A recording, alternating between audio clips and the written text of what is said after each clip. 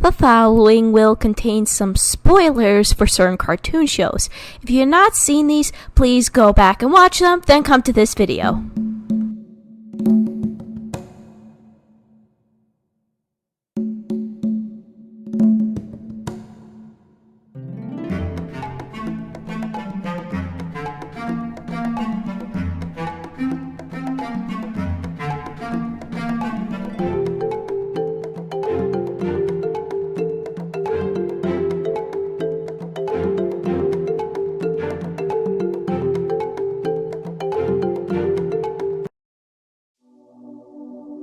Hello everyone, this is Dragon Videos and I hope everyone's doing alright. There are definitely a lot of new developments both in the real world and in the entertainment. So far in terms of the entertainment, we're having a lot of new shows come in, as well as some shows returning with new developments. So I feel like it would be best to start off with some new cartoon segments. So in this case, I'm going to go over a brand new list that focuses on one of the biggest problems modern cartoons face, which is basically redemption arcs. Usually some people have problems with them because they're either just too fast, or some of these villains get redeemable a little too early in the game. For this list, I thought it'd be best to talk about redeemed cartoon villains. Basically villains that do deserve redemption. And I'm doing this list by this. I'm going to have these redemptions based on what we know so far. And I really hope that we get to discuss that soon. I'm doing top 7 mostly because there are still some cartoon villains that have yet to make a redemption, as well as some that are probably not as well known. As I've warned before, there can be some spoilers in this, so if you're not familiar with this cartoon, please review that before going further with this video. So for this list, I'm going to focus on 2 categories for these. I'm going to base the redemption on the flow of the story, whether or not that this matches well with the character, as well as making sure that it definitely made sense of how they're developing within the boundaries of the story. Another thing that I thought would be a ideal second category for this is that there's likable, redeemable qualities that these villains have, like what makes them so attractive, what makes them worth redeeming. These are going to be some serious qualities to look into, and I did top 7 again because there have yet to be cartoon characters that have yet to be discovered in that term. So now, without further ado, let's begin top 7 redeemed cartoon villains.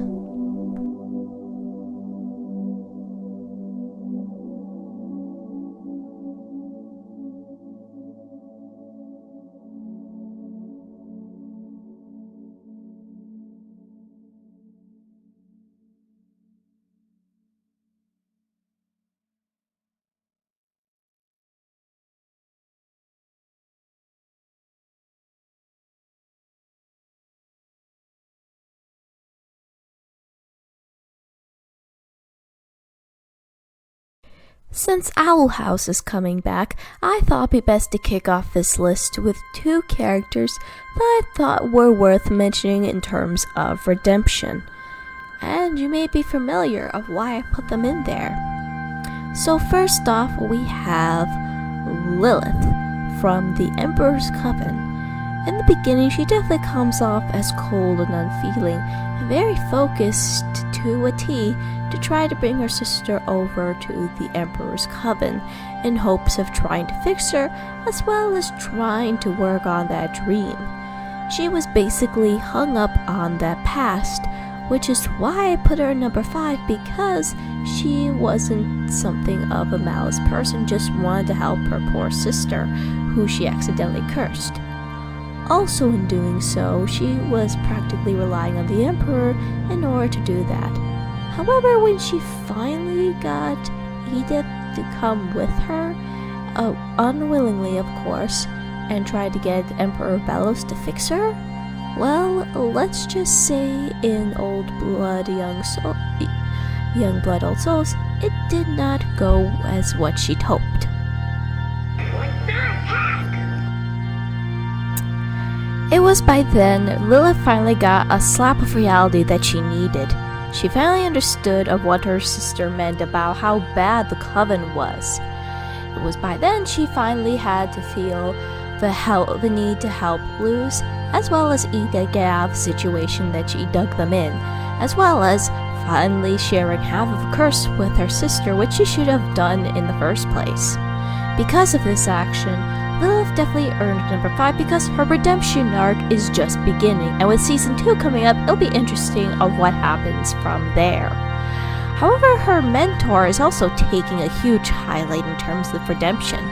Emily comes off as a bit of a two-faced bully, wanting nothing more than to prove herself constantly to her teachers and to her peers whenever possible, as well as hurting Willow's self-esteem.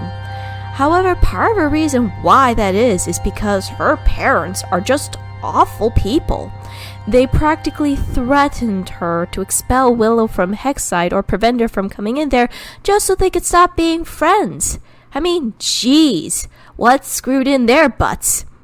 Anyway, when Luz came into the picture though, Emily started to become a bit more confident of who she is and started exactly caring about Willow and the others, as well as admitting to her own faults.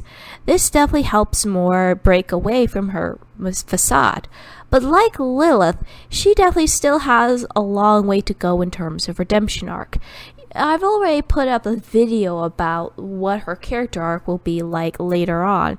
So with season 2 coming up, I feel like this could also be a bigger redemption arc that could be made in the process. And I definitely felt like she was a bit of a villain in her own right.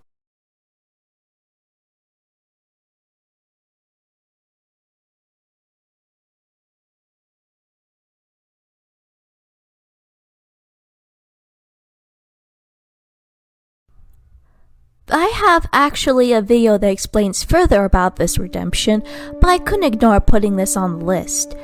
Chuck is definitely your stereotypical alien wanting nothing more than to win the approval of his great leader. Not only that, but he definitely shows he's a capable villain, using his wits to figure out how to outsmart Kid and use the child's demeanor to his own advantage. He's not above of digging into other people's personal past, as well as knowing where to hit them the most. Heroes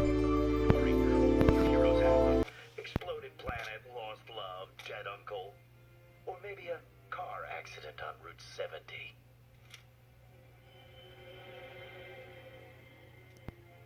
You like that bad guy, only without the talent, brain, strength, money, or success.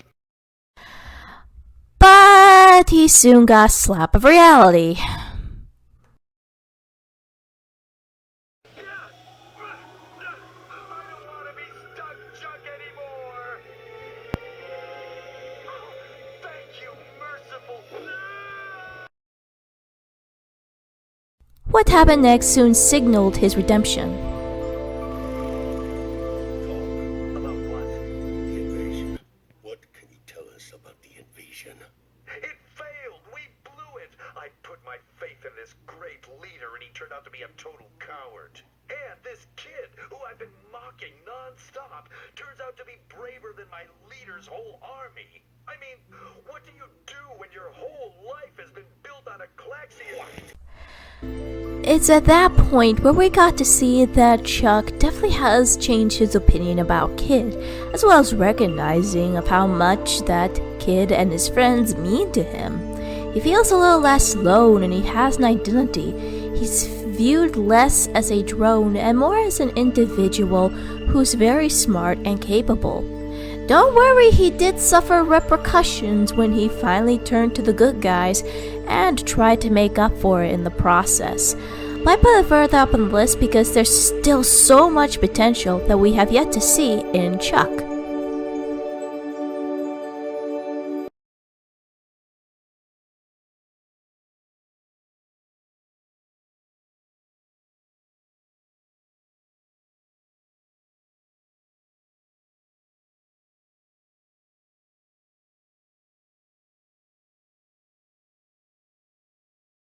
Now, I didn't exactly have a very high opinion of Soren, mostly because of just how he treated Callum, belittling him whenever he tried to act like a prince. But he's not without his good qualities. He is a goofball, as well as he has a nice relationship with his sister. However, his relationship with his father, well, you could sort of say it's insanely toxic. Villians was not exactly above using his son, let alone try to use him as a scapegoat when he finally confessed to Claudia about his evil schemes and tried to convince Soren, his own son, to kill one of the young princes. And it's by then we definitely see that he has a decent sense of morality, but he just wants his father's approval more than anything.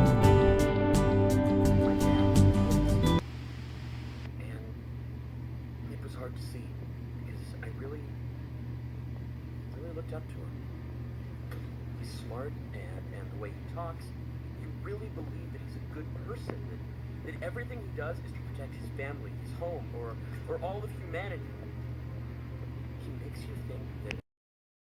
Over time, though, as he progressed further and further in his journey, and of course being smacked by a dragon that caused him some serious paralysis, he soon had to risk everything being branded a traitor by his own father, stabbing him, as well as trying to save Ezra not once, but twice from a horrible uprising.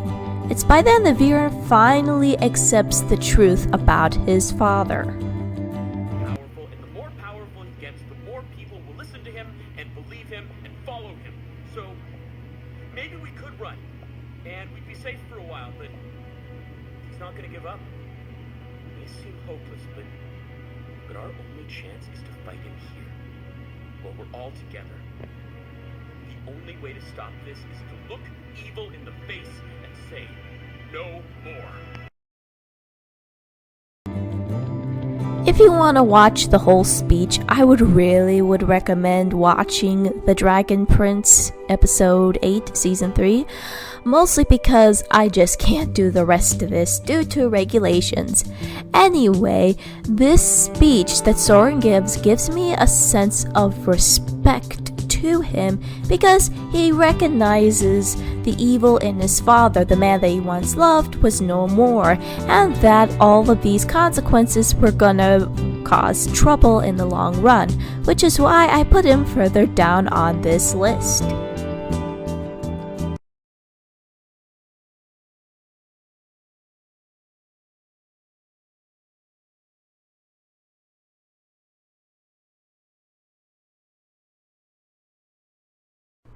Oh, you know I couldn't leave Katra out of this list, and you'd find out understandable why. She was quite an interesting character to go over in terms of how far she had come. From the very beginning, she had lived an abusive lifestyle in the Horde, struggling to prove herself worthy, and it doesn't exactly help when Shadow Weaver kind of feeds fuel into the fire by favoring Adora over her. And when Adora finally goes to the princesses, Katra finally goes off the rail, being abusive to everyone she comes across. She even got very vicious towards Scorpia, the kind-hearted soul who just wants to help Katra feel better about herself and finally stop doing her feelings. It wasn't until later in Season 4 is when she finally has her official redemption arc, or in Season 5, where Scorpia finally left her, and Double Trouble gives her some serious lashing that we wanted for quite some time. And when she was finally imprisoned by Horde Prime, she was finally admitting of just how toxic her behavior was and how it was affecting everyone around her. So she needed to open up and just find someone to help her to keep her emotions in check in a healthy way. Because of this setbacks as well as her connections with others, I feel like this is definitely where her redemption arc is very well thought out, because it was very realistic. She had multiple opportunities to go with Adora and try to be free from the Horde's abuse, but every single time, she went back to the Horde trying to prove herself and trying to win approval. It's by then she finally accepted that she can only be approved by others if she acknowledges the love, as well as open up about her feelings toward those that are important to her, as well as that of Adora.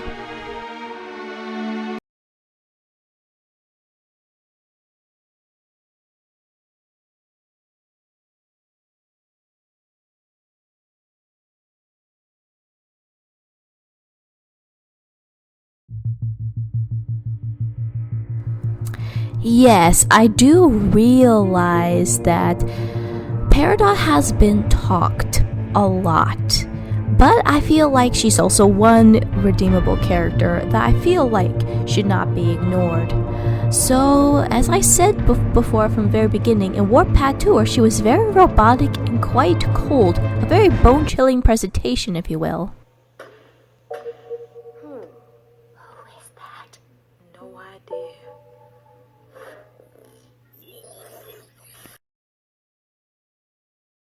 After the events of Jailbreak and Friendship, and finally being stripped of everything she had, she finally found herself having to learn how to adjust her life on Earth, as well as finding herself enjoying her time with Steven and company, and actually learning more about herself as a person more than just some gem on a random mission that can be expendable. Apparently more than you clod! When she finally broke ties with Yellow Diamond, it was quite shocking, and she had a long time to give herself a moment to kind of process all that's happened. But by then, she begins to lose her robotic form and begins to understand more about herself and becomes more emotionally involved with others, especially Steven. I felt like her character arc was very dynamic and probably one of the most popular ones that we've seen in Steven Universe thus far.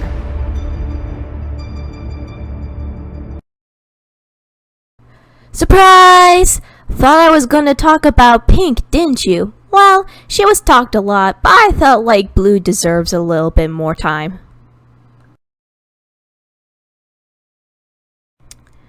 So, from the very beginning, we all wanted Blue Diamond to be redeemed because of how sorrowful she felt, as well as being depressed. But upon learning about the truth about Pink and why she ran away and took on a different form, she soon realized something very important. You'd hurt a fellow diamond? Didn't we hurt Pink? She was suffering in silence for ages, just like our gems, just like me. And I know you're suffering in silence too. When she finally became a bit more proactive in Gem Society, as well as finally opening up her feelings towards her aside from Yellow, she started to become feeling better. She still acknowledges the loss of Pink, but now she's finding other ways of being less destructive, and from the very get-go at least listened to Steven and was more empathetic towards others, more than we give her credit for, really. It was a interesting, thought-out writing in terms of how Blue Diamond was presented, as well as recognizing some of the consequences that she's done. And I'm pretty sure it would have been super awesome if Cartoon Network had intervened with her writing, so it would have also been more organic along the lines.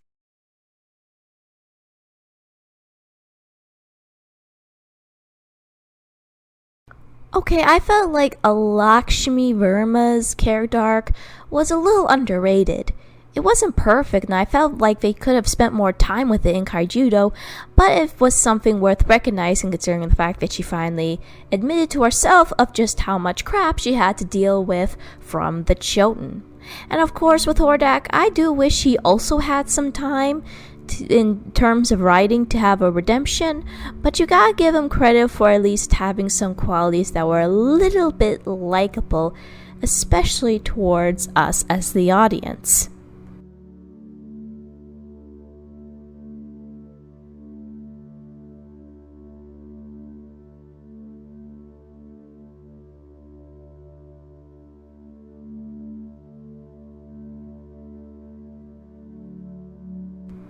Okay, it would be totally criminal not to put him in number 1 on this list. Out of all the characters on this list, he has been through a lot of struggles in more ways than one.